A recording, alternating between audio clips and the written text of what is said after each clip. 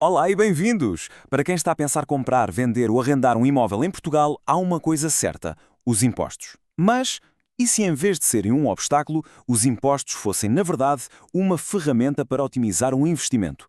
A ideia aqui é precisamente desmistificar este jargão fiscal todo e transformá-lo num guia prático. O sonho de ter uma casa em Portugal é algo que muitos partilham, seja para viver, para passar férias ou simplesmente como um bom investimento. E é um objetivo excelente. Mas claro, para que o sonho não se transforme numa dor de cabeça burocrática, é fundamental conhecer o terreno. Pois é que o sistema fiscal pode, à primeira vista, parecer um verdadeiro labirinto. Parece assustador, não é? A boa notícia, estamos aqui para entregar o mapa e guiar passo a passo nesta jornada. E para isso, o nosso roteiro vai seguir a jornada completa de um proprietário. Começamos com os impostos no momento da compra, depois olhamos para os custos anuais, passamos pelos rendimentos do arrendamento, vemos o que acontece na hora de vender e, por fim, pensamos no futuro, com as heranças. Muito bem, vamos a isso. No momento da compra, há que contar com dois impostos principais. São pagos uma única vez, mas representam normalmente o maior desembolso inicial. O primeiro, e olhe que é logo o mais pesado, é o IMT. A base de cálculo é relativamente simples. As finanças olham para o preço de compra e para o valor oficial do imóvel, o chamado Valor Patrimonial Tributário, ou VPT, e o imposto incide sobre o valor que for mais alto. É sem dúvida o custo principal a ter em conta na aquisição. Ora, olhando para esta tabela, o que salta logo à vista? O IMT é progressivo, ou seja, quanto mais cara a casa, maior a taxa. O cálculo pode parecer algo complexo, mas a lógica é aplicar a taxa ao valor e depois subtrair um valor fixo, a tal parcela a abater, para suavizar a subida entre os escalões. E um ponto fundamental: na compra de uma primeira casa por menos de 92.407 €, há isenção total deste imposto. O segundo imposto na compra é o imposto do selo. Este é muito, mas muito mais simples que o IMT. É uma taxa fixa de 0,8% sobre o valor da propriedade. É direto, sem complicações nem escalões. Pronto, a escritura está assinada, as chaves estão na mão. Mas a relação com as finanças não acaba aqui, claro. Vamos então olhar para os custos anuais, os impostos que acompanham a propriedade ano após ano. Podemos pensar nisto em duas camadas. A primeira camada é o IMI, o Imposto Municipal, que todos, mas mesmo todos os proprietários pagam. A segunda camada é o AIMI, uma espécie de imposto sobre a riqueza imobiliária que só se aplica a quem tem um património de valor mais elevado. O IMI tem uma particularidade interessante. É um imposto local. Isto quer dizer que a taxa exata depende de onde fica a propriedade, porque é cada Câmara Municipal que define a sua taxa dentro de um intervalo fixado a nível nacional. É um custo anual, calculado sempre sobre o VPT do imóvel.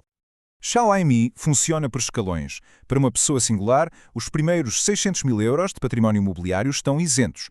A partir daí, a taxa começa a subir progressivamente. E atenção a este detalhe: para casais que optem pela tributação conjunta, este limite de isenção duplica para 1,2 milhões de euros, o que é uma vantagem muito significativa. Para isto não parecer só teoria, vamos a um caso prático. Imaginemos uma pessoa com um património total de 2,5 milhões de euros. O sistema aplica as diferentes taxas a cada fatia desse valor. O resultado? O imposto anual de 20.300 euros. Este exemplo ajuda a tornar o conceito bem mais real, não é? E se o objetivo for arrendar a propriedade? Bem, nesse caso, é absolutamente fundamental perceber como funcionam os impostos sobre as rendas. Aqui, a distinção mais importante de todas é entre ser residente fiscal em Portugal ou não. Isto muda tudo. Para residentes, as rendas juntam-se a outros rendimentos, como salários, e são taxadas progressivamente. Para não residentes, a abordagem é diferente. Aplica-se uma taxa fixa de 28% sobre o rendimento líquido. Mas para os residentes, há um benefício importante. No regime mais comum, as finanças assumem que houve despesas com o imóvel e, por isso, só tributam 35% do valor bruto das rendas. Na prática, isto significa que a taxa de imposto efetiva pode ser muito mais baixa do que parece à primeira vista. E agora, o momento de vender. O lucro que se obtém na venda, a que se chama mais-valia, está sujeito a imposto. Vamos ver como é que isto funciona. Este ponto é crucial, porque houve aqui uma mudança muito recente e muito significativa. Desde 2023, as regras são as mesmas para todos, sejam residentes ou não. E a grande novidade é esta: apenas metade do lucro da venda é que conta para o imposto. Essa metade é depois somada aos outros rendimentos e paga imposto às taxas normais de IRS. Mas a melhor parte é que é possível reduzir ativamente este lucro tributável. Todas as despesas com a compra, como o IMT e o imposto de selo, e também com obras de valorização feitas nos últimos 12 anos, podem ser abatidas. A dica de ouro? Guardar todas as falturas, claro. E melhor ainda, existem formas de evitar completamente o imposto sobre as mais-valias.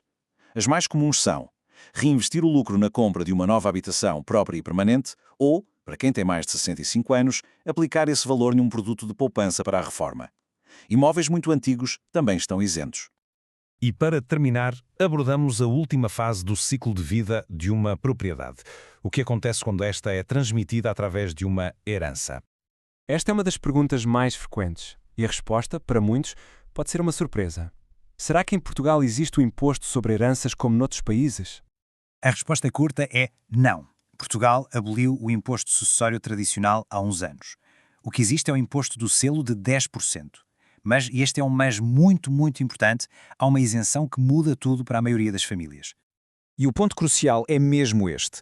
A transmissão de bens aos chamados herdeiros diretos, ou seja, cônjuges, filhos ou pais, está completamente isenta de imposto. A taxa de 10% aplica-se apenas a outros beneficiários, como irmãos, sobrinhos ou pessoas sem qualquer parentesco. E assim fechamos o círculo. Como vemos, perceber o sistema fiscal não é só uma obrigação, é uma oportunidade. Não se trata apenas de saber quanto se vai pagar, mas de como um planeamento inteligente pode transformar um bom investimento num investimento excepcional. Com as decisões certas, o potencial de um imóvel em Portugal é verdadeiramente ilimitado.